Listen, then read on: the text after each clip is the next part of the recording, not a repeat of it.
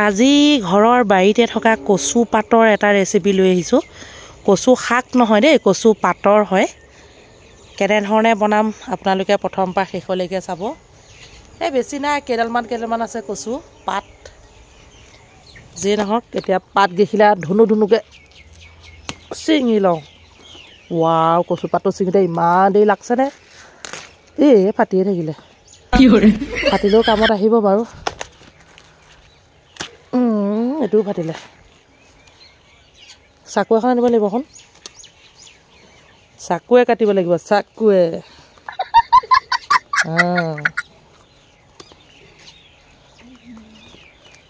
বুঢ়া হ'লেও কোনো কথা নাই দেই। মই যিটো বস্তু বনাবলৈ লৈছোঁ, আপোনালোকে প্ৰথমৰ পৰা শেষলৈকে চাব দেই। বুঢ়া পাত হ'লেও একো নাই। গোলাঘাট, জামুগুৰি, তিনিআলি লাহে লাহে টাউন হ'বলৈ গৈ আছে। সেয়েহে এনেধৰণৰ বস্তুবিলাক লুপ্ত পাইছে। বিল্ডিং বনাই আছে ধুনীয়া ধুনীয়া, ডাঙৰ ডাঙৰ। সেয়েহে সাধাৰণ কিছুমান শাক পাচলি লুপ্ত পাইছে দেই, লুপ্ত। এই কামটো মই একেবাৰে ৰাতিপুৱাই কৰিছোঁ, যিহেতু কাষ্টমাৰ খুৱাম বুলি ভাবিছোঁ আজি, ভাতৰ কাষ্টমাৰ। এতিয়া চাওক, এই ঠাৰিবিলাক অকণ আছে যে, সকলোখিনি সুন্দৰকৈ চাকু এখন লৈ কাটি দিব লাগিব। মানে মই কাটিয়ে আছোঁ, সেয়া কাটি আছোঁ। তাৰপাছত কেনেধৰণে কি কৰি আছোঁ আপোনালোকে প্ৰথমৰ পৰা শেষলৈকে চাব। যদি কোনোবাই নতুনকৈ চাইছে, প্লিজ চেনেলটি ছাবস্ক্ৰাইব এটা মাৰি থ'ব। যদিহে ফেচবুকত চাইছে, তেনেহ'লে ফ'ল' এটা মাৰি থ'ব দেই, লাইক কমেণ্ট কৰিব। এতিয়া মিনিয়ে মই লাগি ধুনুকৈ কচু পাতখিনি ধুম। খুব চফাকৈ ধুব লাগে দেই, 2-3 বাৰ ধুব। তেতিয়াহে ইয়াত থকা লেতেৰাবিলাক নাইকিয়া হ'ব। এয়া চাওক, 2-3 বাৰ সুন্দৰকৈ ধুই ল'ব। পাৰিলে অকণমান নিমখ দিহে ধুব লাগে। এইয়া এতিয়া গোটাই লৈছোঁ আদা এটুকুৰা, নহৰু মই বেছিকৈ দিছোঁ, যিহেতু মোৰ হাই প্ৰেছাৰ আছে। সেয়েহে নহৰু অলপ বেছিকৈ দিছোঁ। লগতে কলি নেমু, মানে এতিয়া নেমু বহুত দাম। কলি নেমুহে কেইটামান পালোঁ, ডাঙৰ ধুনীয়া নেমু নেপালোঁ আৰু।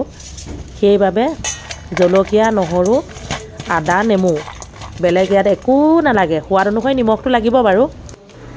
এতিয়া চফা এখন কাঁহী গোটাই লৈছোঁ, মানে যিহেতু কচু পাতখিনি আজি বেলেগ এটা ষ্টাইলত বনাম। এইফালে কলপাত কাটিবলৈ দিছোঁ, বাৰীয়ে কলপাত দেই। মই 2জোপামান কলগছ ৰুই থৈছোঁ, বাৰীয়ে কলপাত কাটিবলৈ দিছোঁ। কলপাতকেইখিলা অকণমান মই এটা বুদ্ধি কৰি অকণমান মানে জুইত সেকি ল'ব লাগিব। কেলৈ কওকচোন, যিকোনো কিবা এটা পাতত দিলেই হওক বা কিবা এটা কলপাতত বনালে অকণমান লেৰেলাই ল'ব লাগে। এতিয়া মই কচুপাতখিনি জাপি ল'ম খুব সুন্দৰকৈ। এয়া চাওক, নিমখ দি 2-3 বাৰ ধুই লৈছোঁ। কিবা ধৰক বীজাণু থাকিব পাৰে ন, সেয়েহে নিমখ দি ধুনুকৈ ধুই লৈছোঁ। এতিয়া জাপি আছোঁ, আপোনালোকে চাই থাকক। বৰ বিশেষ দীঘলীয়া ভিডিঅ' নহয়, প্ৰথমৰ পৰা শেষলৈকে চাব। নিশ্চয় কিবা এটা জানিব পাৰিব। মই ভাবিছোঁ আৰু জানিব পাৰিব বুলি। এয়া কৰিব জানিলে তেনেই সহজ। লগতে ইয়াত মই তেল ব্যৱহাৰ নকৰোঁ। নেমু 2টা বাকলি গুচাই ল'লোঁ। লগতে এতিয়া মই এই পাতখিনিৰ ওপৰতে নহৰু, আদা, জলকীয়া, আদাখিনি মিহিকৈ কাটি লৈছোঁ আৰু সৰুকৈ। লগতে এতিয়া মই নেমুকেইটাও ইয়াতে দি দিম, মানে ফালি নেমুকেইটা দিছোঁ। নেমু বাকলি গুচোৱাৰ অৰ্থ এইটোৱে হৈছে, নহ'লে তিতা হ'ব, নহয়নে বাৰু? কুমলীয়া নেমু, সেয়েহে বাকলি গুচাই দিছোঁ। আপোনালোকে চাই থাকক দেই। কিছুমানে চাগে অকণমানকৈ গম পাইছে আৰু যে পলিবাইনো আজি কি বনাইছে। যিয়ে নহওক, জুইকুৰা জ্বলি আছে, কলপাত অকণমান লেৰেলাই লৈছোঁ, মানে সেকি লৈছোঁ। মানে এনেকুৱা ধৰক গেছতো সেকি ল'ব পাৰে। মই আৰু কিনো আৰু, ডাঙৰ জুই জ্বলিয়ে আছে। আনফালে আৰু এটা বস্তু দেখুৱাই আছোঁ, ৰ'ব দেই আপোনালোকক। এইয়া চাওক, ভাটি যে, এইটো ভাটি হয়। এনেধৰণে এই ছাইডটোত আপোনালোকে মাছ পুৰি খাব পাৰে। মই কলপাত সেকি আছোঁ দেই। এয়া চাওক, তেনেই সহজ এইবিলাক, কৈছোঁ নহয়।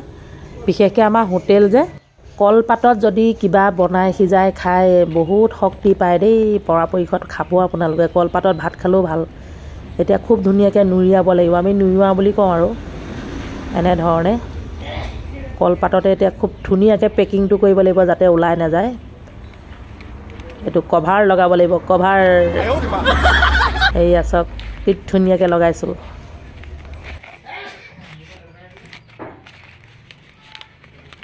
যিহেতু খোৱা বস্তু সেয়েহে কলপাতত কৰিলে বেছি ভাল আৰু বেলেগ পাতত ইমান ভাল নহ'ব এতিয়া ইয়াত সুন্দৰকৈ বান্ধিবলৈ কি ব্যৱহাৰ কৰিছোঁ চাব দেই এই কলপাতৰে ৰছী উলিয়াই লৈছোঁ মই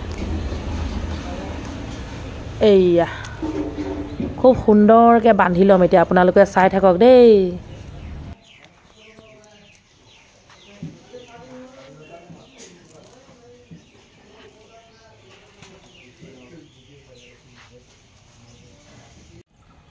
এইকেইদিন বাহিৰত জুই ধৰিয়ে আছোঁ বাছ জুইত দি দিলোঁ 10 মিনিটৰ বাবে এনেধৰণে থৈ দিম কিন্তু আপোনালোকে টাৱা এখন পাতি পেলাই টাৱা ওপৰতে কভাৰ লগাই পেলাইও মানে এই বস্তুটো সিজাই ল'ব পাৰে এইটো পাতত দিয়া বুলি কয় আমাৰ অসমীয়া মানুহসকলেতো বৰ ধুনীয়াকৈ জানে কচু পাতত দি খাব জানে সকলোখিনিয়ে জানে বাৰু তথাপিতো আমাৰ ঘৰত মানে মই মাজে মাজে এনেধৰণে হোটেলত খুৱাওঁ এইয়া উলিয়ালোঁ 10 মিনিটৰ পাছত আহিছোঁ অকণমান বেছিয়ে হৈ গ'ল দেই গাইছ অকণমান জ্বলি গ'ল একো নাই এতিয়া খুব ধুনীয়াকৈ সাৱধানে চাফাকৈ উলিয়াব লাগিব দেই যিহেতু খোৱা বস্তু জুইকুৰা মানে বেছি হৈ গ'ল সেইবাবে অকণমান জ্বলি গ'ল আপোনালোকে এইটো চাব আৰু ইতিমধ্যে ওলাই গ'ল দেই চক কচু ধুনুকৈ সিজি গ'ল কচু সিজিবলৈ 10 মিনিট নালাগেই 5 মিনিটতে হৈ যায় এটা মিক্সি বাতি লৈ ল'লোঁ এতিয়া সকলোখিনি গৰমে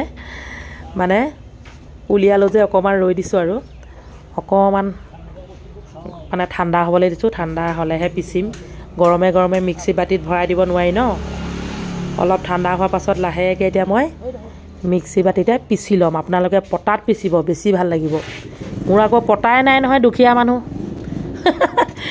মানুহ নহয় বাৰু বা পটা নাই মানে মিক্সিতে কৰিছোঁ আৰু পটাত পিচি ল'লে বেছি সোৱাদ লগা হ'ব মোৰ মতে মই মিক্সিতে পিচি লৈছোঁ লগত কেঁচা ধনিয়া মিশ্ৰণ কৰি দিছোঁ এয়া কেঁচা ধনিয়া দিলে মানে সোৱাদটো বহুত ধুনীয়া হ'ব বেলেগ একো দিব নালাগে নিমখ অকণ দিলোঁ আৰু সোৱাদ অনুসৰি এতিয়া মানুহজনে আকৌ ৰুটি খাই আছে এয়া চাওক তেওঁক অকণমান টেষ্ট কৰিবলৈ দিছোঁ লগতে মই আকৌ কাষ্টমাৰকো খুৱাওঁ দেই এনেকৈ কাষ্টমাৰে খুব ভাল পায় মানুহজনে খালে এতিয়া এজন ভাতৰ কাষ্টমাৰ আহিছে তেওঁ কেনেধৰণে দিছোঁ এয়া